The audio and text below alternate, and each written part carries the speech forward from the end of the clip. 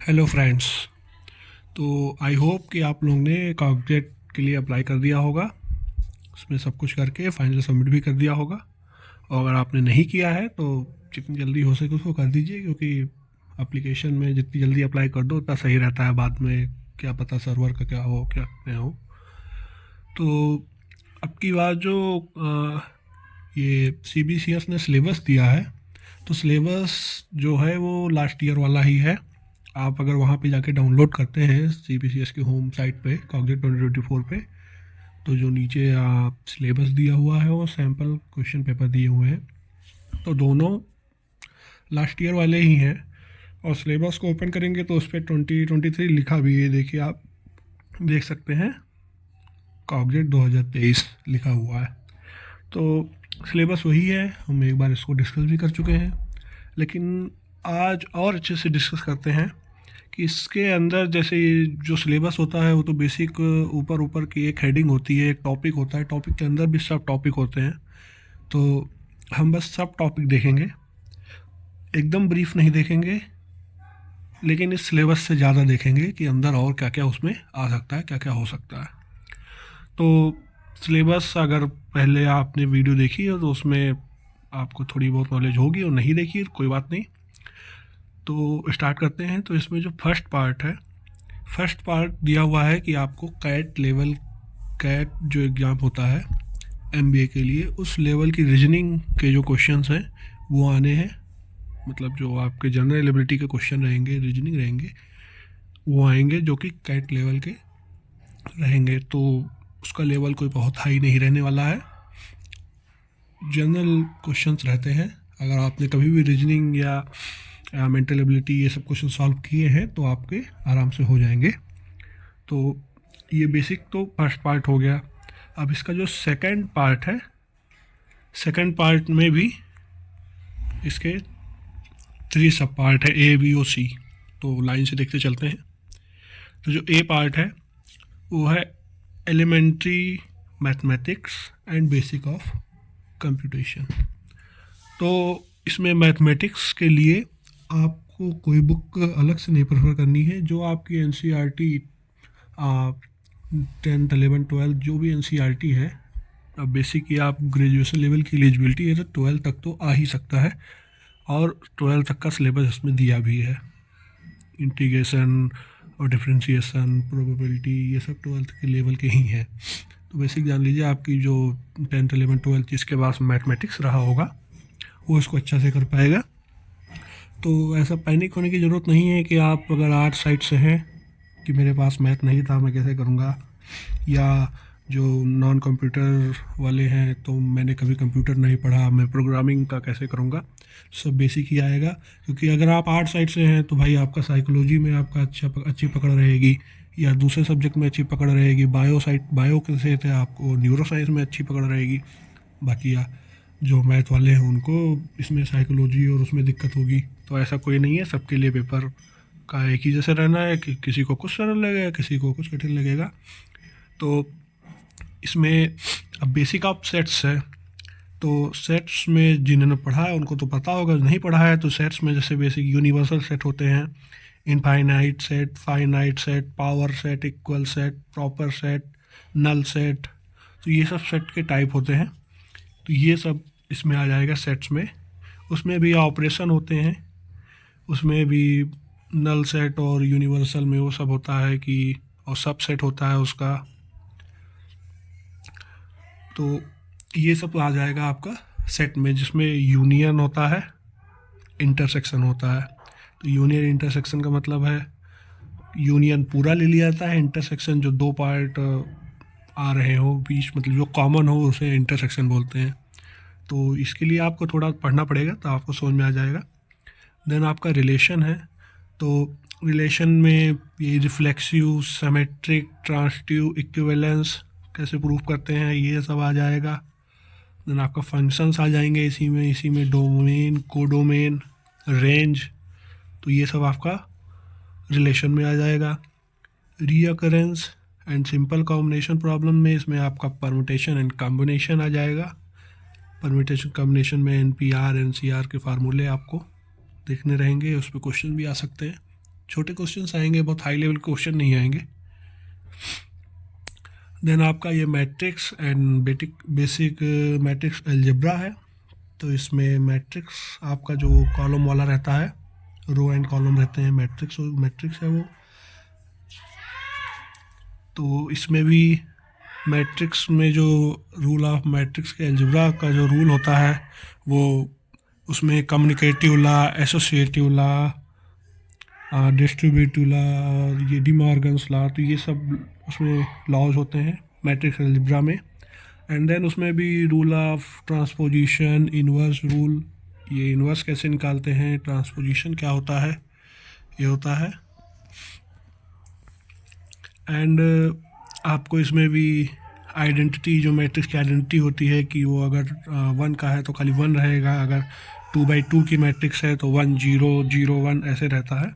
मतलब आपकी जो डायगोनल होगी एक, वो 1 1 1 पूरा रहता है। तो ये आइडेंटिटी मैट्रिक्स होती है। फिर आपका सेकंड पार्ट में आ जाएगा, नहीं अभी आपकी बेसिक ज्योमेट्री बची। तो बेसिक ज्योमेट्री में आपका 2D एंड 3D रहेगा।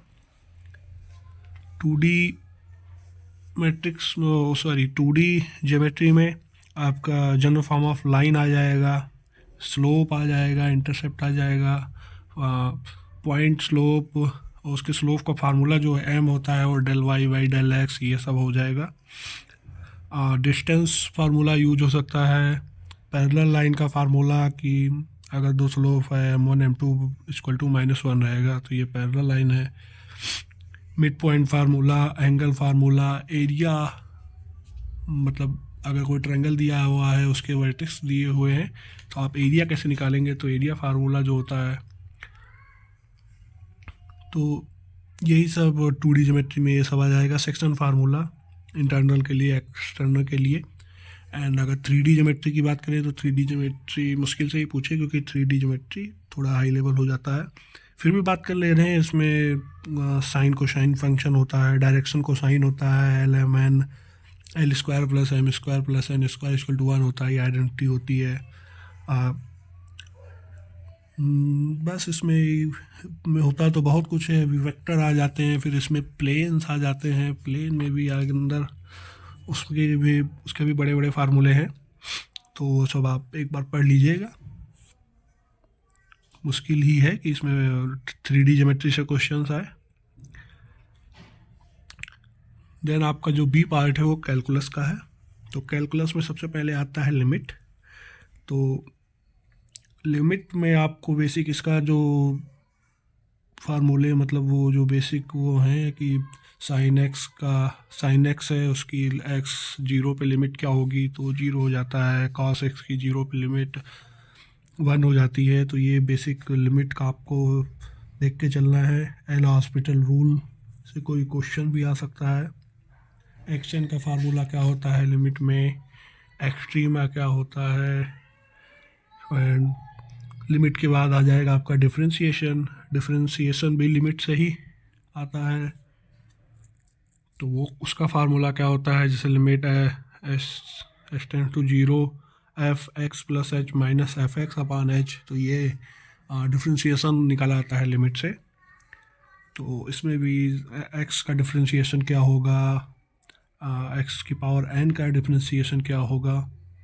तो ये सब बेसिक रूल, बेसिक मतलब आइडेंटिटी है। साइन x का cos x हो जाता है डिफरेंशिएशन, cos x का -sin x हो जाता है डिफरेंशिएशन। तो ये सब आपको पता होना चाहिए। चेन रूल भी, मतलब अगर मल्टीप्लाई है, दो डिफरेंशिएशन के बीच में मल्टीप्लिकेशन है, तो उसका डिफरेंशिएशन कैसे निकालना है। तो ये डिफरेंशिएशन में ये सब आ जाएगा। इंटीग्रेशन में वही डिफरेंशिएशन का उल्टा कि उसमें बस c लग जाता है। जैसे x का डिफरेंशिएशन 1 था तो 1 का इंटीग्रेशन x + c हो जाएगा। तो यही है इंटीग्रेशन में। इंटीग्रेशन में भी कुछ फार्मूलेज हैं, और इंटीग्रेशन के ही बेसिस पे फिर एरिया अंडर कर्व आता है। एरिया अंडर कर्व में हम इंटीग्रेशन निकालते हैं a to b तक। तो हमारा ये कैलकुलस में भी बेसिक क्वेश्चन आएंगे। कैलकुलस में आप ज़रूर देख लीजिएगा, डिफरेंशिएशन, इंटीग्रेशन और एरिया अंडर कर्व, इस पर हो सकता है। एक दो क्वेश्चन आ जाए अच्छे जो आपको नंबर मिल जाए। देन प्रोबेबिलिटी आ गई, तो प्रोबेबिलिटी में कंडीशनल प्रोबेबिलिटी, बायस थ्योरम, ये सब आ जाता है। प्रोबेबिलिटी में टोटल उसका 1 होता है, एंड उसमें random variable, discrete random variable, continuous random variable, mean of random variable, variance of random variable, ये सब, मीडियन, परसेंटाइल। परसेंटाइल और परसेंटेज में बहुत कन्फ्यूजन होता है लोगों को। परसेंटेज जो होता है वो आपका एक्चुअल मार्क्स बताता है, और जो परसेंटाइल होती है वो पोजीशन बताती है कि हाँ आप मतलब पूरे पॉपुलेशन में, पूरे जितने लोग ने भी पार्टिसिपेट किया है उसमें आपसे कितने परसेंट लोग ऊपर हैं, कितने परसेंट लोग नीचे हैं, तो ये परसेंटाइल होती है। बेसिक है, बहुत ज़्यादा इसमें वो नहीं है कठिन, आप एक बार पढ़ेंगे तो समझ जाएंगे। देन आपका बूलियन अलजेब्रा आ गया, तो बूलियन अलजेब्रा में आपको बेसिक गेट की नॉलेज होनी चाहिए, and gate, or gate, nor gate, nand, xor, इसके सबके ऑपरेशंस कैसे होते हैं, एंड गेट का आउटपुट क्या होगा, एंड बूलियन अलजेब्रा में बाइनरी आपको, जिनके पास अगर फिजिक्स रही होगी या फिर कंप्यूटर वाले तो के लिए तो कुछ नहीं है ये। तो ये बूलियन अलजेब्रा में भी आपके लॉज होते हैं, जो वही communicative law, associative law, distributive law, inverse law होता है, डी मॉर्गन थ्योरम होती है, तो ये सब बूलियन अलजेब्रा में आ जाएगा। उसमें आप ये गेट ज़रूर पढ़ लीजिएगा। गेट के क्वेश्चंस भी आ सकते हैं कि गेट रिप्रेजेंटेशन वाला, जैसे कि क्वेश्चन में क्या पूछ लिया कि कितने नाइंड गेट मिला के एक एंड गेट बन सकता है या और गेट बन सकता है, ऐसे क्वेश्चन आ जाते हैं। एमसीक्यू में ऐसे ही क्वेश्चन आएंगे। देन इसके बाद आपका नंबर रिप्रेजेंटेशन एंड कन्वर्जन आ जाएगा। तो नंबर रिप्रेजेंटेशन में number, decimal number, binary number, octal and hexadecimal, ये 4 तरीके के नंबर रिप्रेजेंटेशन होती है। तो इसको आपको जानना है। जैसे बाइनरी में बेस 2 होता है, मतलब 0 1, डेसिमल में 10 तक होता है, 0 to 9, ऑक्टल में 8 होता है, 0 to 7, एंड जो वो हेक्साडेसिमल होता है उसमें 16 बेस होता है, लेकिन उसमें 9 तक तो वो मतलब 1 2 3 1 to 9 रहता है। देन जो 10th का होता है उसको ABCDEF तक जाता है, तो ये हेक्साडेसिमल है।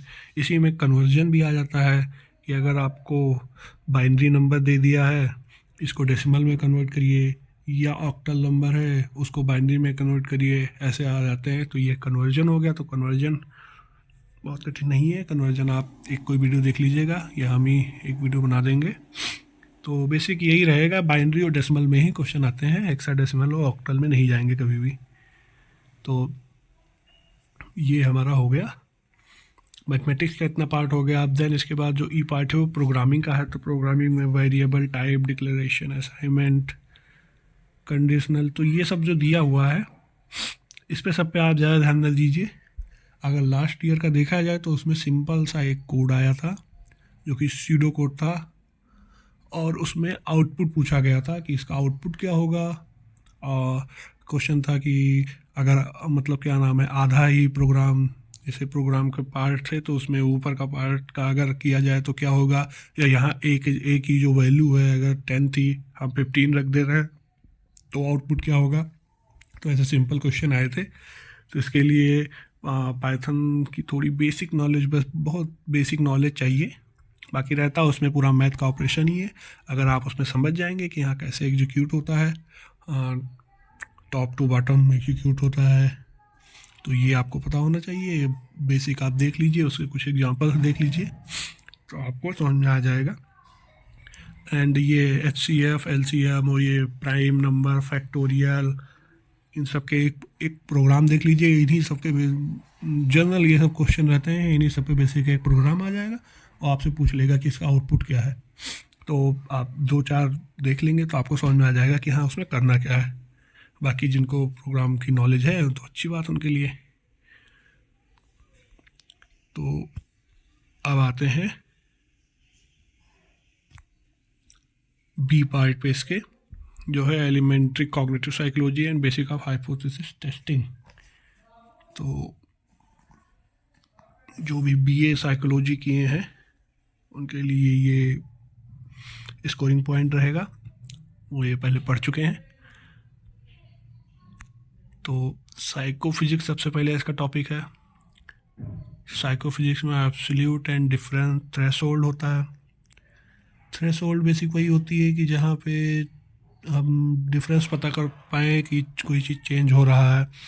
उसके भी वो विजन से हो सकता है, हियरिंग से, टच से, मतलब इस सब से हम पता कर सकते हैं कि हाँ ये चेंज हो रहा है। जैसे कोई वॉल पे एक वॉच है, एनालॉग वाली वॉच 20 फीट की दूरी पे है, तो हम उसकी जो टिक टिक सेकंड वाली सुई है, सेकंड हैंड वाली, तो उससे हम सुन सकते हैं। तो ये हमारी हेयरिंग थ्रेशोल्ड हो जाएगी, जान लीजिए।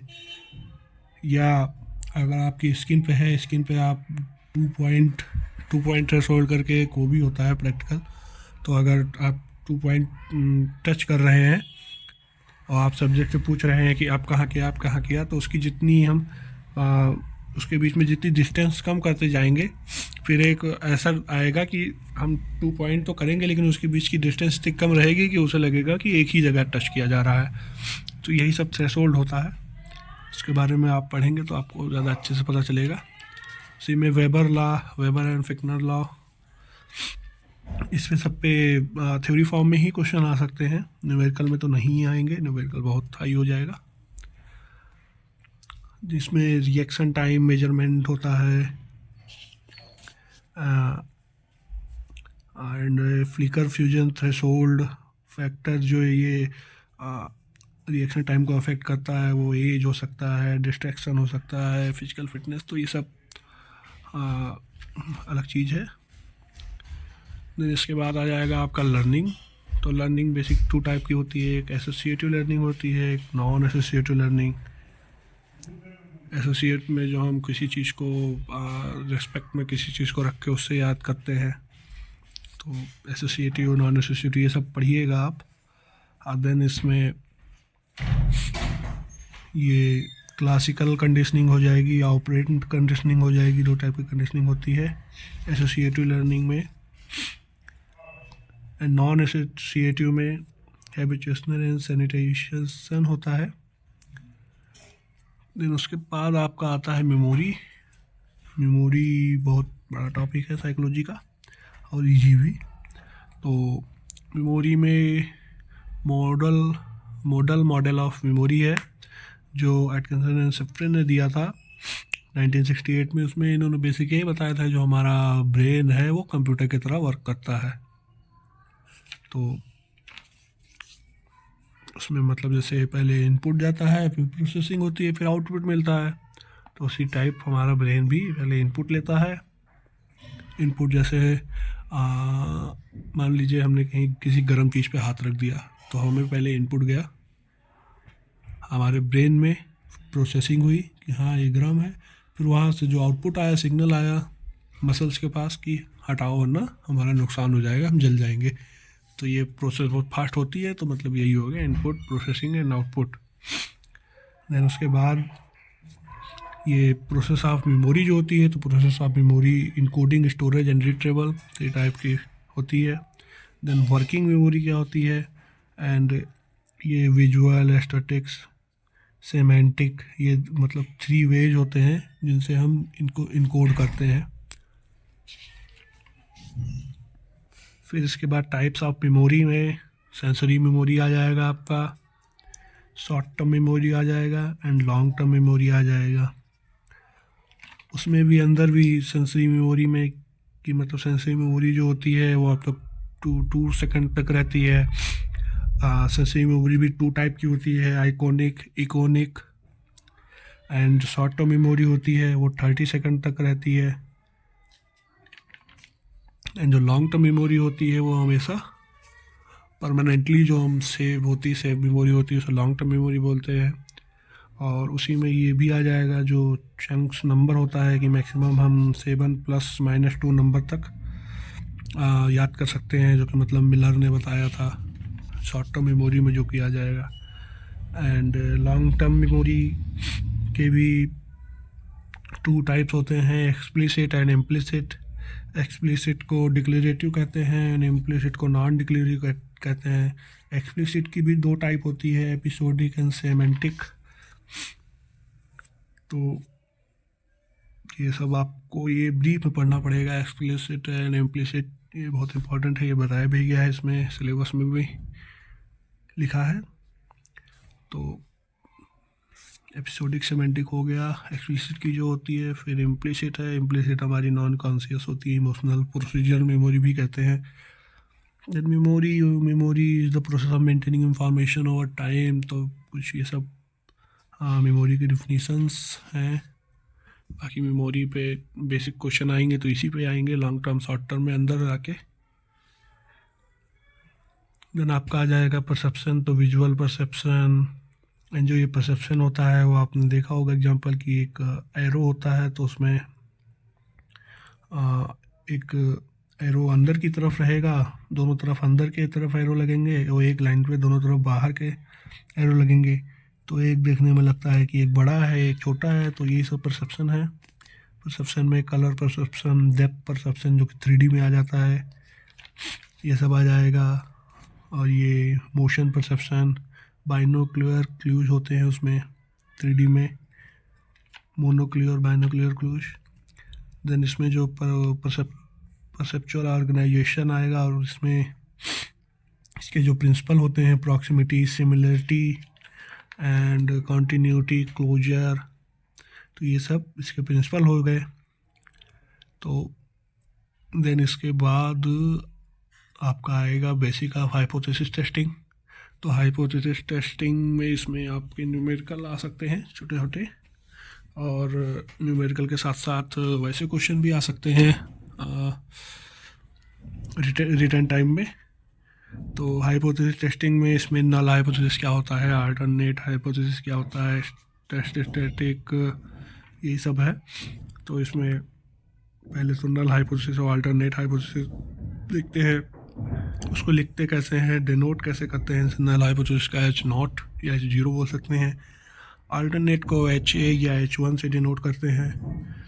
और कभी भी नल हाइपोथेसिस को हम ये नहीं लिखते कि हम इसको एक्सेप्ट कर दिए या प्रूव कर दिए, हम ये हमेशा बोलते हैं कि fail to reject null hypothesis. फिर उसमें P वैल्यू होती है जो कि प्रोबेबिलिटी वैल्यू कहलाती है। क्रिटिकल रीजन होता है, जो ये कर्व होता है आपका NPC, नॉर्मल प्रोबेबिलिटी कर्व, तो इसमें क्रिटिकल रीजन होता है। फिर उसमें भी आके हम उसी में जो पूरी पॉपुलेशन का डेटा रहता है उसी को हम कई टेस्ट के थ्रू उसको देखते हैं कि वो सही है या गलत है, या उसका रिजल्ट क्या आ रहा है। तो टेस्ट 2 टाइप के रहते हैं हमारे, पैरामेट्रिक, नॉन पैरामेट्रिक।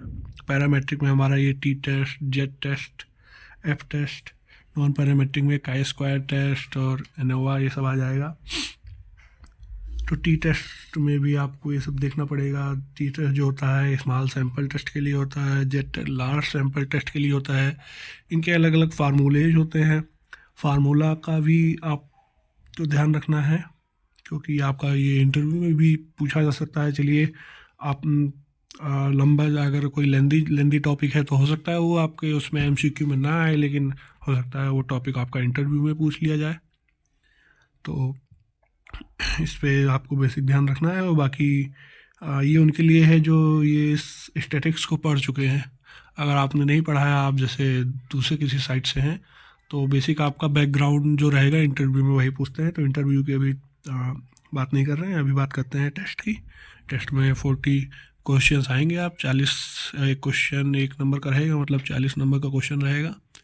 तो 40 में आप जितना ज़्यादा कवर कर ले उतना आपके लिए सही रहेगा। लास्ट ईयर जो कट ऑफ गई थी कॉग्जेट के लिए वो 21 गई थी, और जो कॉग्जेट की कट ऑफ IIT कानपुर के लिए थी वो 28 गई थी।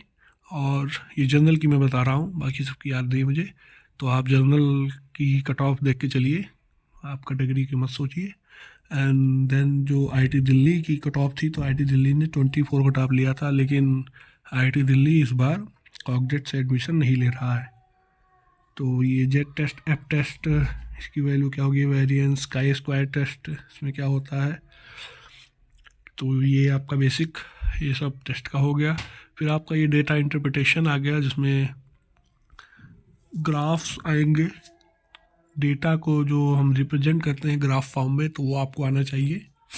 एक ग्राफ देख के आपको पता लगना चाहिए कि मतलब ये कम लो हो रहा है या हाई पे जा रहा है, क्या चेंजेस आ रहे हैं उसमें, किस तरह का ग्राफ है।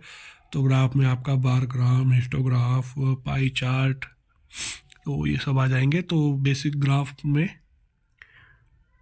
वही सब आएगा कि कोई ग्राफ दे दिया, आपसे पूछेगा कि इसमें क्या चेंज हो रहा है, या कोई ग्राफ में दो तीन चीज़ भी तो कोई कोई रिप्रेजेंट होती है, तो उसमें कोई पूछ लिया कि इन दोनों में रिलेशन क्या है, या दोनों सेम कब हो रहे हैं, या आपके ग्राफ पे क्वेश्चन भी आ सकते हैं। ग्राफ एक ऐसा टॉपिक है जो बहुत ईजी भी रहता है, बहुत टफ भी हो सकता है। तो ग्राफ की बेसिक नॉलेज आप रखिएगा।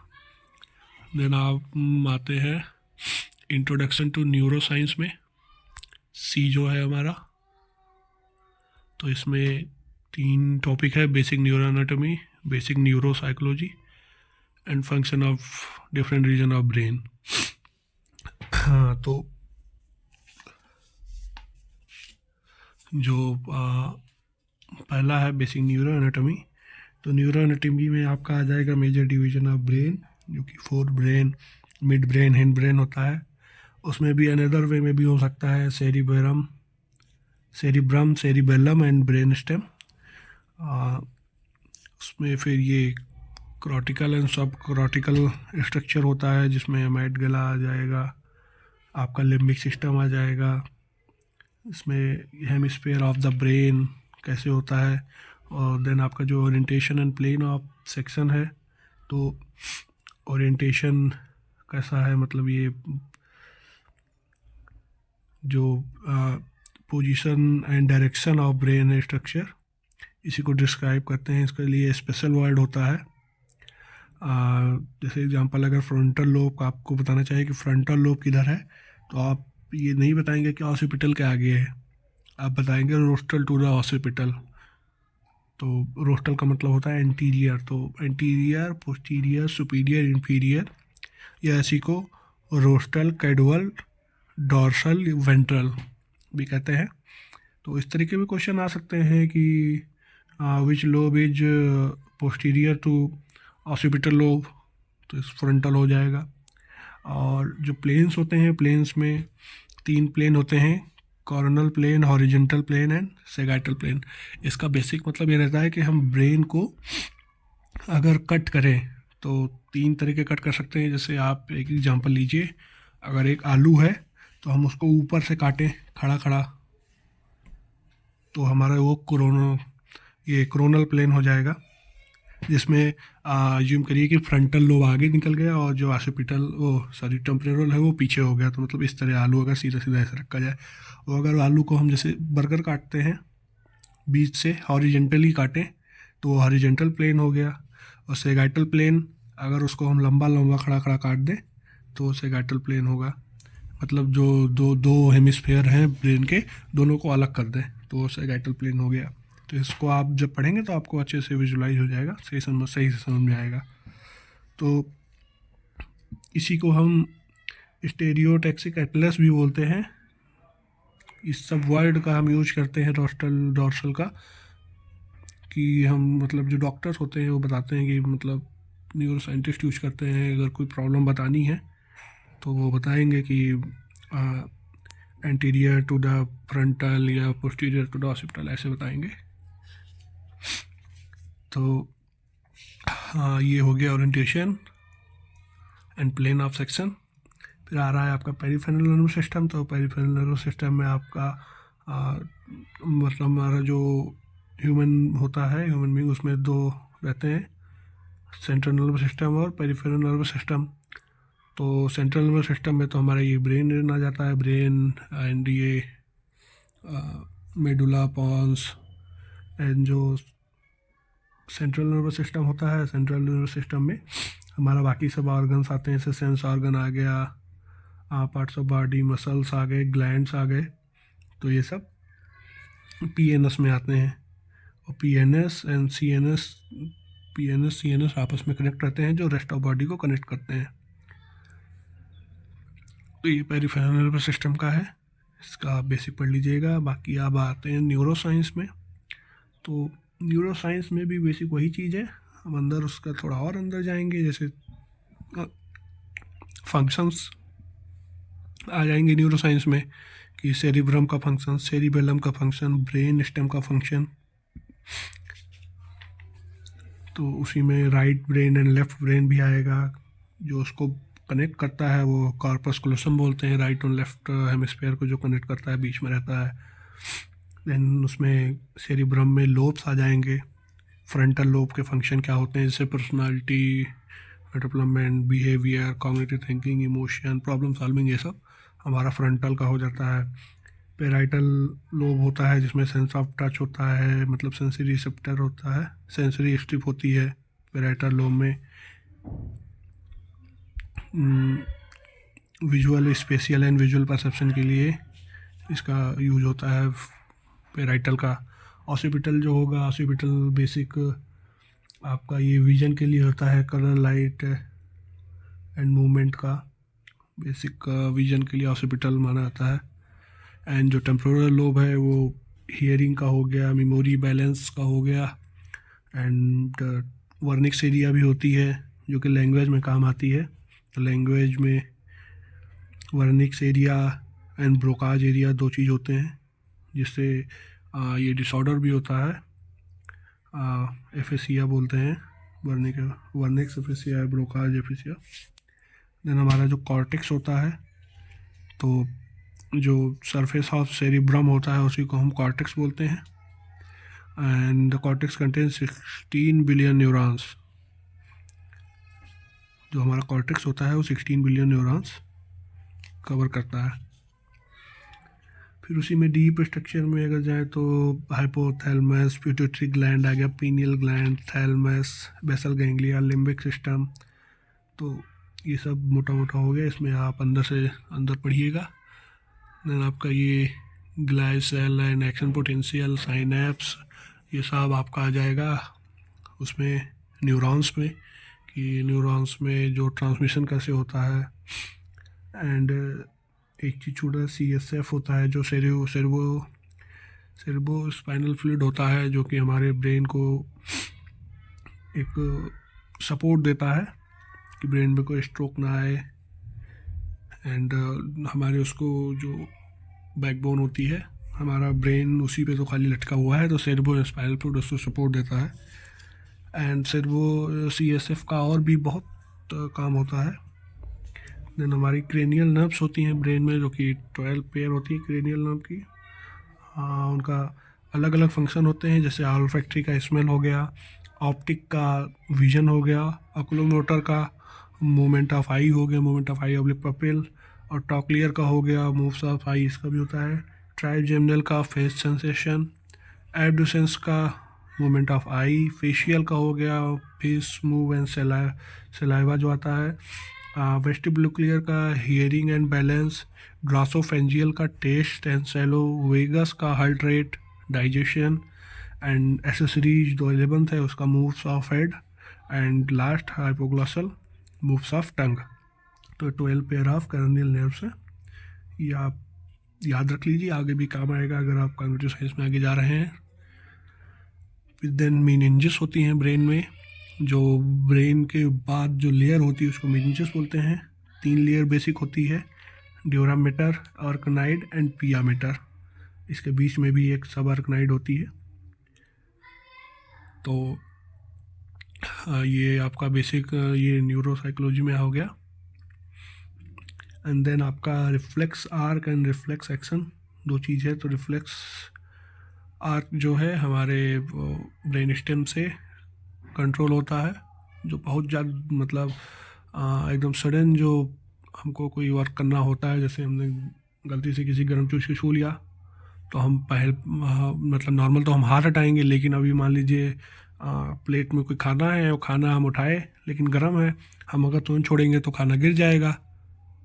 तो ये तो हमारा रिफ्लेक्स एक्शन तो ये है कि हम गर्म है तो छोड़ दें, लेकिन उसमें ये भी काम होता है कि अगर हम छोड़ देंगे तो हमारा खाना गिर जाएगा, तो उतनी देर हम रोकते हैं।